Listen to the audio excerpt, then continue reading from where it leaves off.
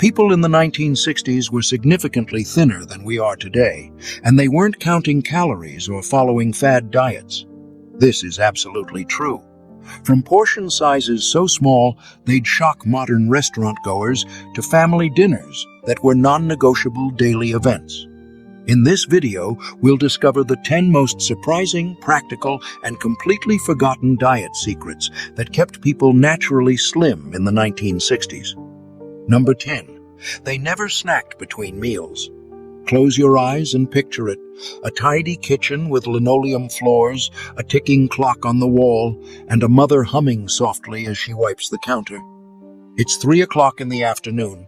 You're hungry, but you don't dare open the fridge or touch the pantry. That's not how things worked in the 1960s. In those days, the space between meals was sacred. Kids weren't allowed to sneak into the kitchen for a handful of crackers. Adults didn't nibble while working. There were no protein bars in pockets, no trail mix in purses. The idea of eating just a little something was almost unthinkable. If you were lucky, your mom might hand you a homemade cookie and a glass of milk after school. Just one cookie, not 5, and it was served on a plate at the table. It wasn't about restriction. It was about rhythm. Meals had a beginning and an end. Everything in between? That was living time, not eating time. And the homes themselves reflected that. No chips in bowls, no candy on counters. The kitchen shut down after meals. It was understood. It wasn't a place to linger unless someone was cooking. You could smell dinner long before you saw it, but you had to wait. And oh, how that waiting made food magical. There was no snack aisle at the grocery store, just staples, flour, eggs, butter, milk. Doritos were a novelty. Pringles didn't even exist yet. If a treat made it into the house, it was rationed, treasured. You didn't devour a bag of cookies alone. You shared, you savored, and more often than not, you waited for Sunday. And here's the strange part. No one complained. No one felt deprived. Why? Because their meals were filling. A typical breakfast might be eggs, bacon, toast with butter, and a glass of whole milk. Not a dry bar, not a sad banana. Real food gave real energy, and that energy lasted. No mid-morning crash, no afternoon slump. Their insulin levels stayed steady. Their bodies learned to burn fat between meals, not cling to it. Hunger was expected, even welcomed. By the time dinner rolled around, they were truly ready to eat, and they enjoyed it. They came to the table hungry, not mindlessly full. They talked, they chewed slowly. They appreciated every bite because it was earned. There was joy in that hunger because it made food taste like a reward, not a reflex. And perhaps most beautifully of all, their lives weren't centered around food. Meals were chapters in the day, not the whole story. The time in between was filled with play, work, movement, connection, and it's in those quiet spaces between meals where the real secret to staying slim lived. Number 9. Portions were shockingly small. If you could step into a 1960s diner, the first thing you'd notice wouldn't be the jukebox or the chrome bar stools. It would be the plates. Small, modest, surprisingly light. A hamburger the size of your palm. A soda that wouldn't fill a modern coffee mug. Fries that could actually fit in one hand. And yet, no one left hungry. Back then, large wasn't a bragging right. It was barely a category. A soda was 8 ounces, not 32. A burger weighed 3 to 4 ounces, not 12. Fries came in a single size, and no one asked for more, because those portions, once upon a time, were enough. At home, it was the same story. Dinner plates were 9 inches across. Today's are often 12 or more. But to a child in the 1960s, those smaller plates looked full. Because when your eyes see enough, your brain believes it. A single pork chop, a scoop of potatoes, a pile of green beans. It was dinner, and it was satisfying. You didn't heap your plate. You didn't go back for thirds. In many homes, mom served you, and seconds were something you had to ask for, not expect. And by the time you did, you'd been talking, laughing, digesting. You were often already full, without even realizing it. Even the treats were modest. A muffin was the size of a baseball, not a softball. A bagel was 3 inches across, 140 calories, not the dense 350-calorie dough bricks of today. A Coke came in a 6.5-ounce glass bottle. And when you got one, it was special. You held it carefully. You drank it slowly. At the movies, popcorn came in a paper bag, 5 cups at most, shared between 2 or 3 people. Not a tub the size of a bucket, soaked in fake butter. And nobody felt cheated. The fun wasn't in eating more, it was in the experience, the outing, the memory being made. Even the packaging was smaller. Chips came in 1-ounce bags. Ice cream was bought by the pint, not the gallon. A family shared it. 1 scoop each, not the whole container in front of the TV. Candy bars were half their current size and twice as satisfying. And the fascinating part? People cleaned their plates. Not because they were overeating, but because there wasn't too much to begin with. There was pride in not wasting, gratitude in every bite. The food didn't overwhelm you, it nourished you. It filled you up, not out. And here's the part no one talks about.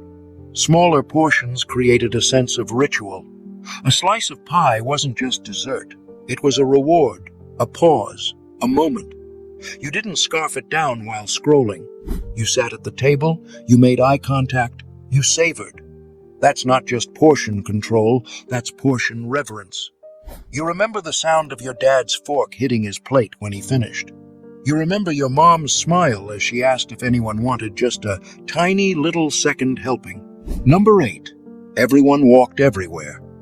Walking wasn't exercise in the 1960s. It was just how you got around.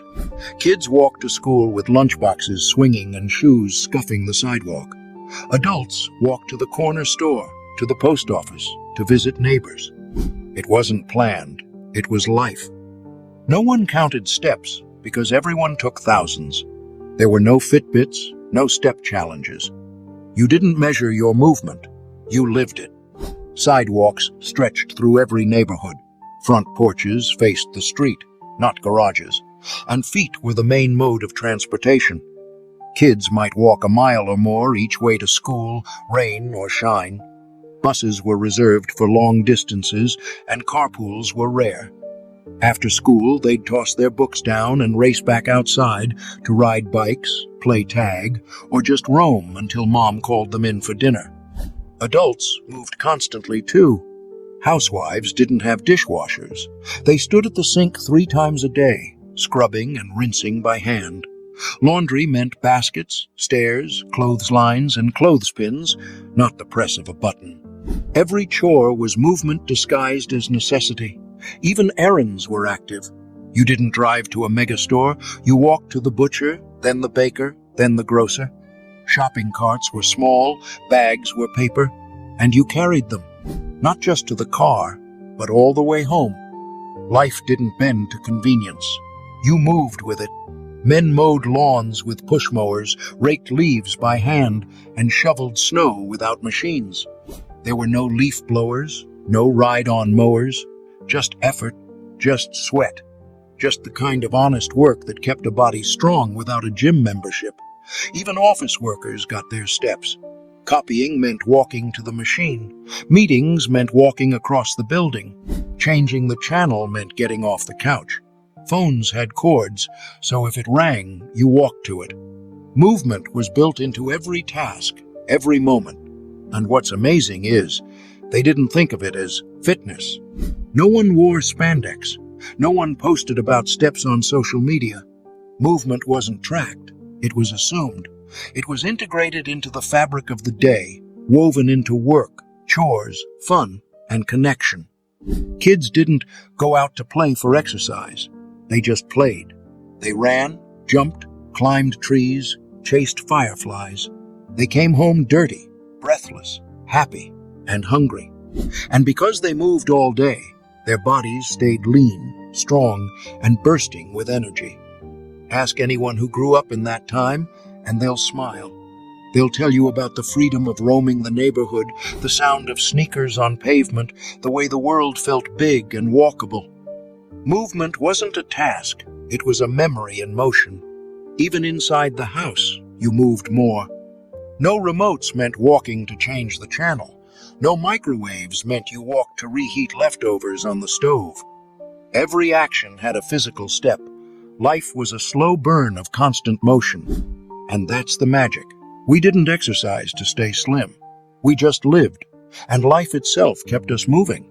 Number 7. Family dinners were sacred. At exactly 6 p.m., something sacred happened across America. In homes big and small, in cities and suburbs, families gathered together at the table. It wasn't flexible, it wasn't casual. It was a ritual, and it defined the rhythm of the day. Dad came home from work, kissed Mom on the cheek, and hung up his coat. The smell of dinner filled the house: pot roast, meatloaf, baked chicken, potatoes. Mom had spent the afternoon cooking, setting the table with real plates, cloth napkins, and even the good china on Sundays. Kids washed their hands and took their assigned seats. The TV was off. Phones didn't interrupt. The radio might hum softly in the background, but the focus was family. You waited for everyone to sit before eating. You didn't sneak bites. You didn't get up early. You stayed and you listened. The meal began with grace, or at least with gratitude. Plates were filled with food made from scratch, and the conversation flowed naturally. You talked about your day, your homework, what Mrs. Johnson said in class, or how the neighbor's dog got loose again. These dinners weren't rushed. They lasted 30 to 45 minutes, sometimes more. And during that time, you ate slowly. You put your fork down between bites, you laughed, you answered questions, you told stories. And without even knowing it, you gave your body time to feel full. Mom served reasonable portions. Seconds were offered but not expected. You had to ask, and by the time you did, you usually realized you were already satisfied. Vegetables were non-negotiable. And dessert? That was earned. You cleaned your plate first, then maybe, just maybe, you got a slice of pie. But it wasn't just about food, it was about connection. Problems got solved at that table. Sibling squabbles got smoothed over. Big announcements were made over mashed potatoes. That table was more than furniture. It was the heartbeat of the home. There was no eating in the bedrooms, no grabbing something on the go, no TV trays. You didn't eat while distracted. You ate while together. And that created a deep relationship with food. Food wasn't something you rushed through. It was something you shared. Today, we snack in cars, eat over laptops, or scroll through dinner. But back then, food had a beginning, a middle, and an end. And so did the day. You looked forward to dinner, not just for the meal, but for the moment. There was structure. There was meaning. Dinner wasn't just fuel, it was an anchor. A promise that no matter what happened out there in the world, home would be waiting with a warm plate and open ears. You remember the sound of silverware clinking, the way your dad folded his napkin just so, the sight of your mom wiping her hands on her apron as she smiled. These weren't just dinners, they were memories, measured in minutes, not calories. And that's why they mattered. They kept families close, they kept portions controlled, and in doing so, they kept bodies healthy without ever mentioning a diet. Number 6, they cooked everything from scratch. Step into a 1960s kitchen and you'll smell it before you see it. Fresh bread cooling on a wire rack, onions sizzling in butter, a roast gently bubbling in the oven. This was no place for shortcuts. This was where real cooking happened, every single day. There were no microwaves humming, no plastic trays being peeled open. Meals weren't assembled. They were made, ingredient by ingredient, from flour and eggs to herbs and salt. The typical housewife spent 2 hours a day cooking, and the results fed more than just the stomach. Open the pantry and you'd find the basics. Flour, sugar, potatoes, carrots, onions. No packaged sauces, no ready-made meals, no just-add water boxes. If you wanted spaghetti, you chopped tomatoes and garlic. If you wanted cake, you creamed butter and sugar by hand. Breakfast meant cracking real eggs into a pan. Oatmeal was made from whole oats, not flavored packets. Toast came from a loaf that had to be sliced. Orange juice was squeezed, not poured from a jug laced with sugar. Even the bacon was butcher-wrapped, not vacuum-sealed. Lunch was a sandwich with real meat from the deli and soup that simmered on the stove, often made from leftovers. Dinner? That was the main event. A meatloaf or pot roast, peeled potatoes, hand-chopped vegetables, gravy made from the drippings. No mixes, no microwavable sides. Even treats were a labor of love. Cookies were rolled out, cut with metal shapes, and baked on well-worn sheets. Pies had hand-rolled crusts and filling made from actual fruit. Making dessert took effort. That effort meant it was rare. And when it appeared, it was savored. This kind of cooking had side effects that no one talked about. It naturally controlled portions. You didn't make a triple batch of cookies just in case. You made a dozen, and when they were gone, that was it. A cake wasn't an everyday thing. It was a Sunday reward. And when food takes time to prepare, people treat it differently. You sat down to eat what someone spent hours making. You didn't complain. You didn't waste. You didn't rush through it like a snack grabbed from a vending machine. You honored the meal with your attention. There was no sugar hiding in sauces, no unpronounceable ingredients tucked into labels. You knew what went into your food because you put it there. Food tasted like food, real, fresh, simple. Tomatoes tasted like tomatoes. Chicken tasted like chicken. No flavor boosters needed. This connection to food created a connection to health. Meals were balanced because they came from whole ingredients. Vegetables were real. Fats were natural. Sugar was added, not infused into everything. And without trying, people stayed slim. But maybe the real secret wasn't just the cooking, it was the care. Every meal carried the imprint of someone's hands. Someone peeled, stirred, chopped, seasoned. That love couldn't be measured in calories, but it shaped how families ate. Ask anyone who has lived it. They'll tell you about the smell of stew in winter, the sight of their mother's apron dusted with flour, the quiet pride of making something from scratch. It wasn't fast, but it was full. Full of flavor, full of effort, and full of the kind of nourishment that diets can't touch. And you can still hear it if you close your eyes.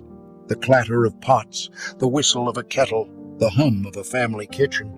Grandma's cinnamon rolls cooling on the windowsill, the bubbling of Sunday sauce on the stove.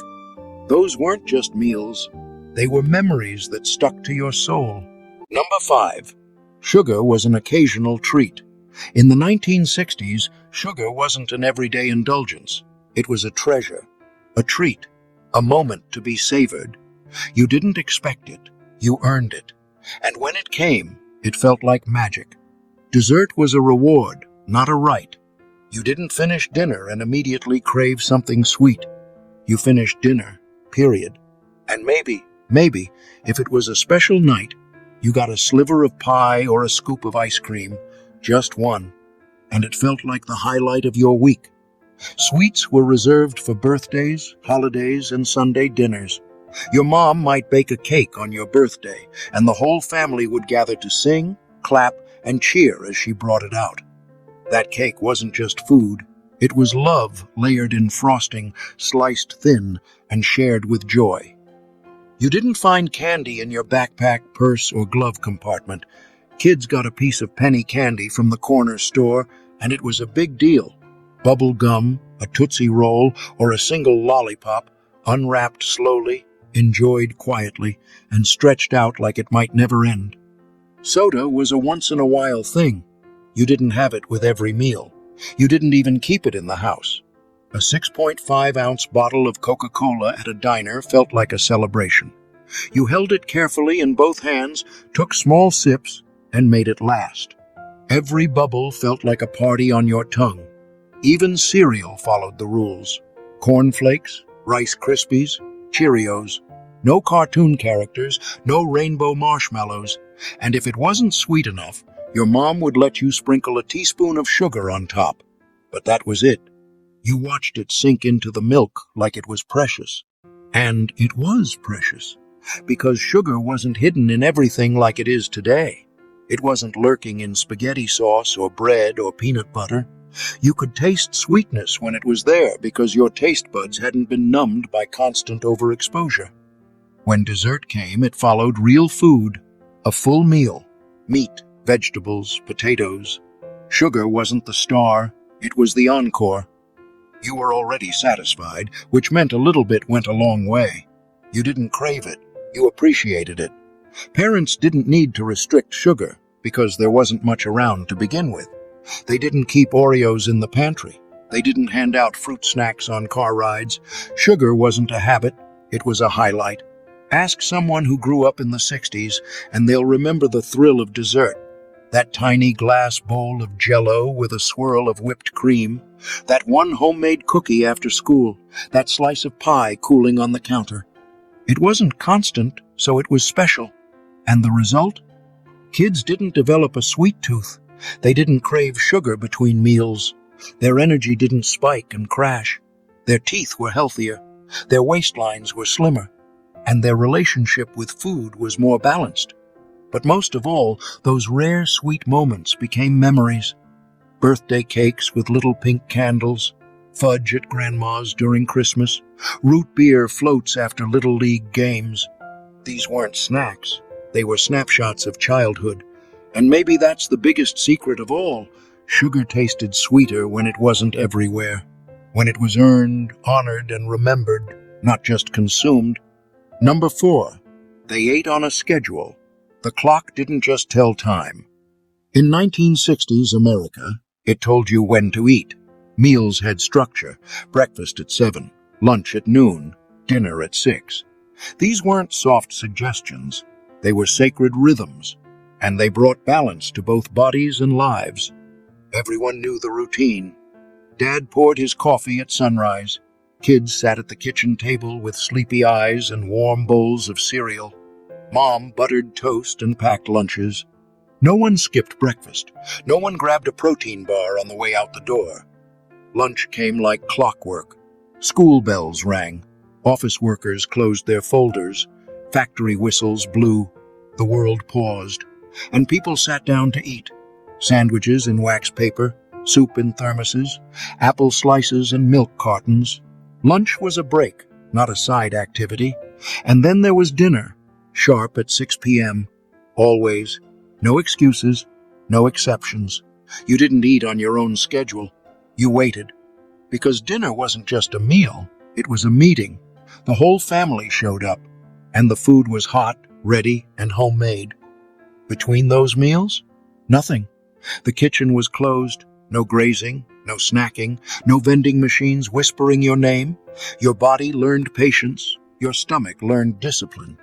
Hunger came on schedule, and so did satisfaction. This routine trained your metabolism.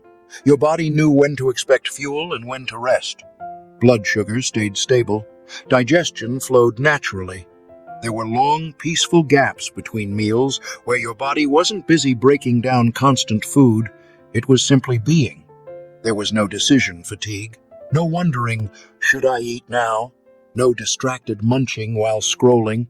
Eating had a beginning and an end, and when it was done, you moved on with your day. You didn't think about food again until the next mealtime arrived like an old friend. Even social eating followed the clock. Coffee breaks were at 10 and 3, and guess what? It was just coffee. Maybe one cookie. Not a full second breakfast. Not a bottomless mocha frap with whipped cream and sprinkles. Just a pause, a moment. And that predictability? It calmed the mind. You weren't constantly battling temptation or chasing energy. You knew food would come, and it would be enough. Your body trusted the rhythm, and in that trust, it found balance.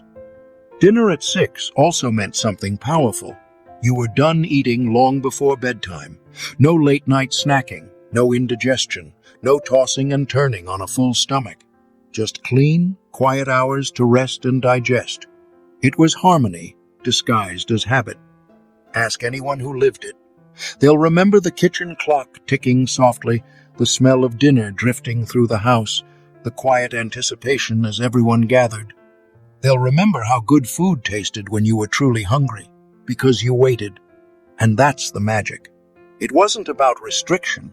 It was about rhythm, a pattern that supported both health and home. And in that predictable cadence, people stayed slim without trying, because their bodies were never confused, only cared for.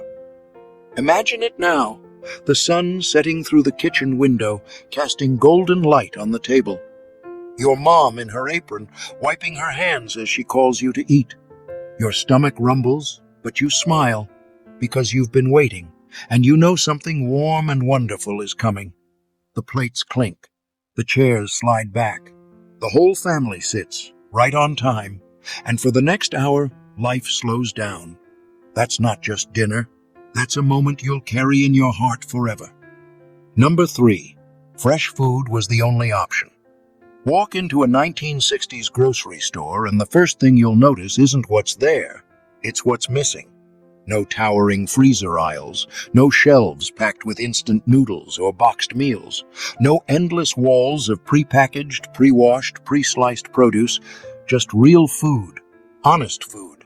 You'd pass crates of seasonal vegetables still dusted with soil, carrots with their leafy tops, heads of lettuce so fresh they snapped when torn, fruit that actually smelled like fruit, apples in fall, strawberries in June, peaches so juicy their scent filled the air. You couldn't get blueberries in December. That wasn't called deprivation. It was just life. People ate what grew when it grew, and it tasted better. Because it was fresh, because it was local, because it didn't travel across oceans in wax and plastic. Milk came in glass bottles, delivered to your doorstep by the milkman. It was thick, creamy, and whole. The cream rose to the top, and you had to shake it before pouring. Butter was butter, not a spread. Cheese meant cheddar or Swiss, not slices wrapped in plastic film. The meat counter wasn't a row of shrink-wrapped trays. It was a person, a butcher who knew your name. You'd ask for 2 pork chops, and he'd cut them to order. The meat came from nearby farms, lean and flavorful, often wrapped in white paper, still cool from the morning's delivery. There were no convenience meals. Dinner required effort. You peeled potatoes, you chopped onions, you trimmed green beans by hand. It took time, but in that time, something else happened. You connected to your food. You saw it, touched it, smelled it long before it hit your plate. And that meant no mystery ingredients, no hidden sugars or chemical preservatives. You knew every single thing going into your meal because you put it there. Spaghetti sauce was tomatoes, garlic, and herbs, not a syrupy, shelf-stable sludge. Bread went stale after 2 days. That was normal. You bought it fresh, maybe from the corner bakery, where the air smelled of yeast and crust. You tore off a hunk on the way home and tasted something real, dense, chewy, made by hand. The fridge was smaller, the freezer tinier. There wasn't space to hoard weeks of frozen meals. Shopping happened more often. You bought what you needed, when you needed it. You didn't stockpile, you planned, you prepared. And that rhythm shaped how you ate. When food is fresh, you can't delay. You have to cook it. You have to eat it. There's no pushing it off. No heating up a tray and calling it dinner. Freshness demands attention, and in return, it gives you health. Even the way people shopped added movement. You didn't do one giant trip. You walked to the butcher, then the baker, then the grocer. You carried bags by hand, feeling the weight of every choice. It was physical, intentional, meaningful. Ask someone who grew up in those days, and they'll tell you about the smell of tomatoes in summer, still warm from the vine, the way a peach dripped down your chin, the sound of a knife chopping on a wooden board. These weren't just chores, they were rituals, they were life.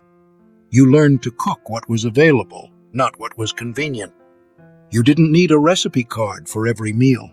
You had instinct, passed down from your mother and her mother before that. A dash of salt, a pinch of flour, stir until it feels right.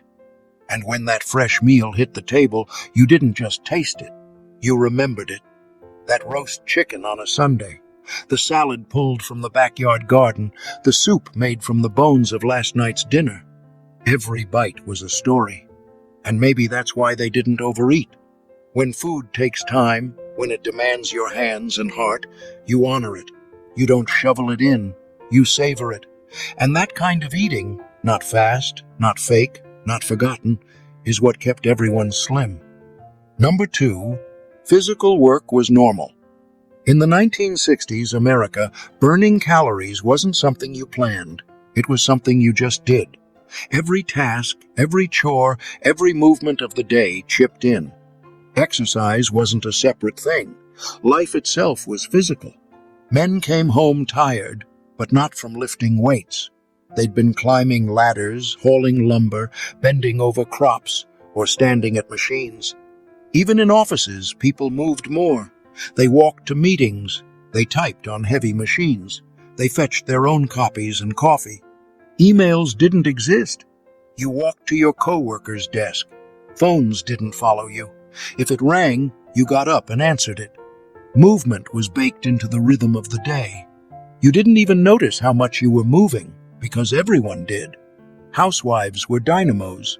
Laundry was a full-body workout, sorting, scrubbing, wringing, hauling, and hanging clothes on the line. No one tossed things in and walked away. Ironing took hours.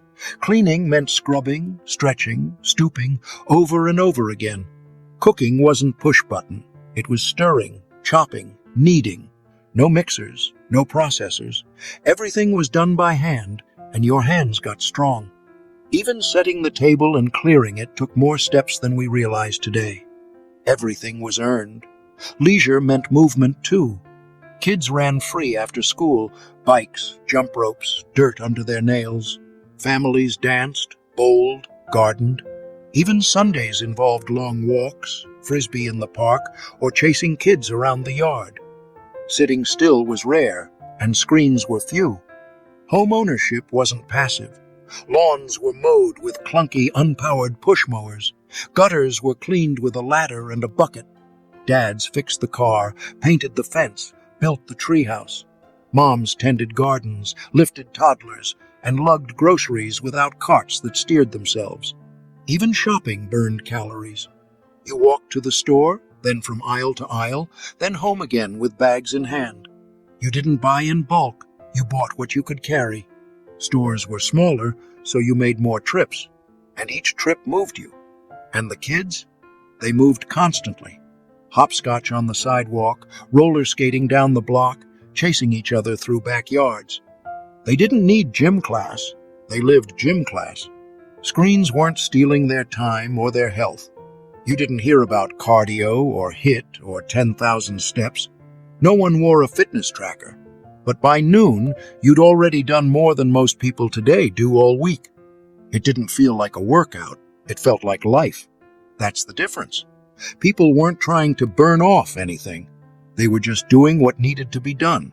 And in doing so, they stayed lean, strong, capable.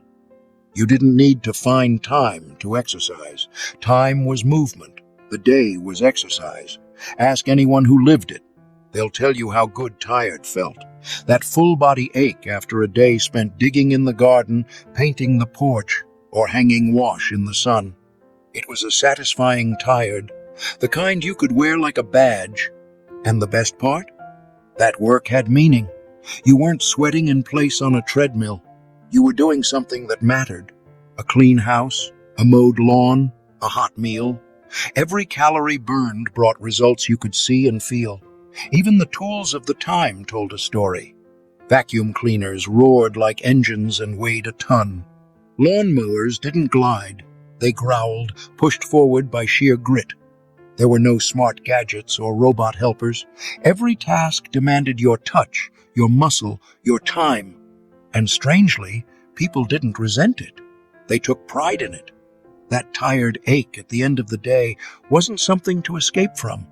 It was proof you'd shown up for life. In that world, bodies stayed in motion. Calories burned themselves. Fitness wasn't something you scheduled, it was something that naturally happened every time you lived your life the way people did back then. Number 1. They rarely ate out. In the 1960s, America, eating out wasn't common, it was special. It didn't happen because you were tired, stressed, or short on time. It happened because something was worth celebrating. A birthday, a new job, a visit from out-of-town relatives. When you went to a restaurant, it meant something. Families didn't live on takeout. Most people ate out maybe once a month, if that. There was no Uber Eats, no food delivery apps, no fast casual chains on every corner. If you wanted to eat, you cooked. It was that simple and that powerful. Going out to eat meant putting on your nicer clothes. Kids washed their hands and combed their hair. Parents made reservations. You sat down at a table set with silverware and cloth napkins. The waitress brought menus, not paper bags. The meal took an hour, sometimes longer, and it was savored. Fast food was still a novelty. McDonald's had fewer than 250 locations nationwide. A visit there was a treat, maybe after a baseball game or during a road trip. It wasn't lunch 3 times a week. It wasn't dinner after a long day. It wasn't normal. Back home, the kitchen was the heart of everything. Mom cooked, Dad carved, kids set the table. The family gathered around food they made themselves. It was slower, yes, but it was also warmer, richer. And when food is made with care, you eat it with care. Restaurant meals weren't built to hijack your taste buds. They were flavorful, sure, but they didn't rely on hidden sugars, MSG, or ultra-processed ingredients. Chefs cooked like your parents did, just on a bigger stove. You left satisfied, not stuffed. Because meals out were rare, they meant more. You remembered them. You talked about them afterward. The burger at the local diner, the spaghetti at the Italian place down the street. Not because they were better than home, but because they were different, special. A break in the routine. At work and school, people packed their lunches, sandwiches wrapped in wax paper, hard-boiled eggs, fruit, a thermos of soup or coffee. Adults didn't grab drive-through on their break. Kids didn't trade granola bars in cafeterias. You ate what you brought, period. Even coffee breaks had boundaries. It was coffee, maybe a biscuit, no sugar-loaded fraps, no muffins the size of softballs. The day wasn't carved up by food, it was bookended by real meals made by real hands, in real kitchens. And because eating out wasn't common, families learned how to cook. They had to, from scratch, night after night. And that meant they got good at it. Recipes were passed down, adjusted, shared. Home cooks became confident, skilled, even proud. They didn't need a chef. They had Grandma's stew, Uncle Ray's barbecue, Mom's meatloaf, crispy around the edges. You couldn't find it on a menu, and that was the point. It was yours. It came from people who loved you. And somehow, it tasted like that too. This constant home cooking gave families total control over their meals. They knew what was in the food because they put it there. They decided how much salt, how much butter, how big a slice. That kind of awareness kept portions reasonable, and waistlines too. And even the act of cooking brought people together. Kids helped stir the pot. Dads sliced bread. The radio played in the background. Dinner wasn't just a pause in the day. It was the day. The moment where everyone came back to the center. Ask anyone who lived it, and they'll smile at the memory. Not because the food was fancy, but because it was familiar, comforting. You didn't need variety when you had tradition. You didn't need indulgence when you had love. And maybe that's what we're really hungry for, not just the food, but the feeling. The feeling of sitting at a table surrounded by faces you love, of knowing who made your meal and why, of eating something not because it was fast, but because it was shared. That kind of meal doesn't just fill your stomach, it fills your soul. And that, more than any diet plan or calorie count, is what kept people slim, satisfied, and truly nourished. They rarely ate out, not because they were strict, but because they didn't need to. Home was enough. So what kept 1960s America slim? It wasn't diets or gym memberships. It was life, simple, structured, and full of movement. Meals were homemade, portions were modest, snacking was rare, sugar was special, and food was something you shared, not something you scrolled past. They didn't think about health the way we do today, but their habits, slow, intentional, rooted in family and routine, did more for waistlines than any fad ever could. We may not live in that world anymore, but we can bring back pieces of it. Cook a meal from scratch, sit down together, close the kitchen after dinner. These small changes hold surprising power because the real secret wasn't just in what they ate, it was in how they lived. If this video brought back memories or inspired you to make one small shift, let us know in the comments. And don't forget to like, share, and subscribe because the past has a lot to teach us. And if you're ready for more memories, here's another video I picked just for you. Click it. I'll meet you there.